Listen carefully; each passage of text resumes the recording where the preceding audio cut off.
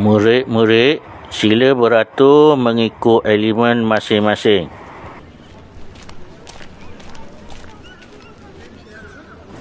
Tengok ni. Kuasa api nampak cool, tapi paling susah nak kawal. Setuju. Kuasa tu sentiasa perlu berada dalam pengawasan guru. Buruklah lukisan kau.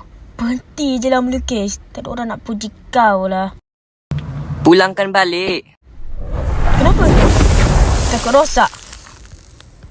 Woi, bagilah balik. Apa masalah kau? Aku tak kacau pun. Kisah pula aku. Kau jangan berani lapor dekat cikgu. Zafran, berhenti.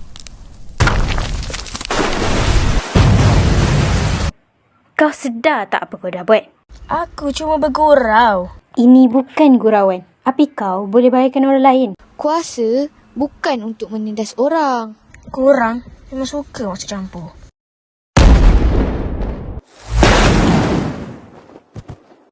Imran, kau okey?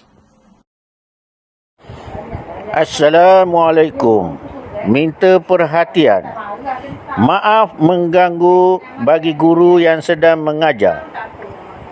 Pelajar bernama Zafran, sila hadir ke bilik disiplin dengan segera. Pelajar bernama Zafran, sila hadir ke bilik disiplin dengan segera. Terima kasih. Kami perlukan penjelasan yang sebenar. Kami sendiri nampak kejadian tu. Dia yang bakar lukisan saya.